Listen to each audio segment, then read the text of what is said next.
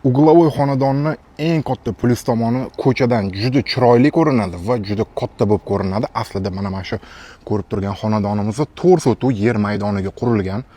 Juda ham chiroyli qurilgan o'rtoqlar.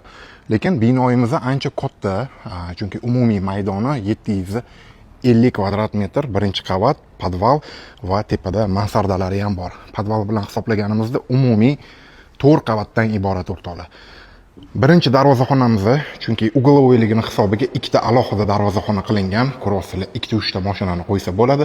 Bu tomonda devorlarimizga mana shunaqa rasmlar qilingan. Juda ham chiroyli chiqqan o'rtoqlar.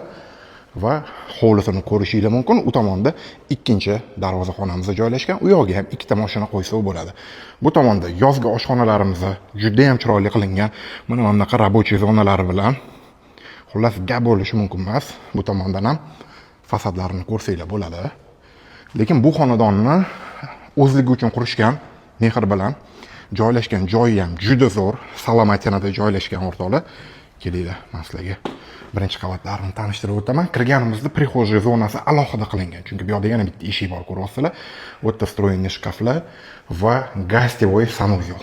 Qaranglar, mana shunaqa chiroyli va katta sanuzel qilingan. Mana bular tosh, santexnikalar, groy hammasi, butun uyimizning santexnikalari va kirganimizda mana shunaqa hol joylashgan o'rtoqlar. Juda ham chiroyli chiqqan. Zinalarimiz, kelinglar, kuxnyasini ham ko'ramiz.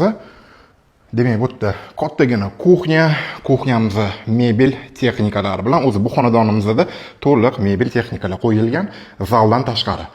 Katta kuxnya hammasi demak texnikalari tayyor qilib qo'yilgan. Bu yoqda katta xolodilniklari va bu yerda mana bunaqa astrovoklari ham bor. Televizorlar, har bitta xonada LG ni konditsionerlari o'rnatilgan o'rtoqlar. Bu yerda demak zalimizni ko'rsanglar bo'ladi. Mana shunaqangi katta zal o'rtoqlar. Qaranglar. Gap bo'lishi mumkin emas. Bitta mana shu zalga mebel qo'yilmagan. Qolgan hamma xonalarimizga mebellar, televizorlargacha qo'yilgan. Qaranglar, katta zal, TV zona, har bitta xonada konditsionerlar.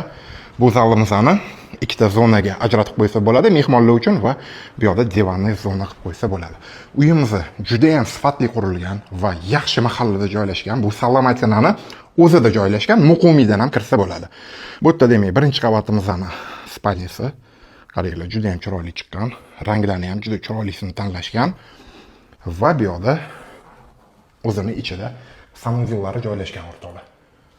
Bu xonadonimizda kimga qiziq bo'lsa, telefon qilinglar. Tepada 4 ta spalni bor o'rtoqlar. Hammasini o'zining ichida sanuzel garderobnilari bilan. Pastda podval, tepada yana mansardalar. Xullas, gap yo'q, telefon qilinglar.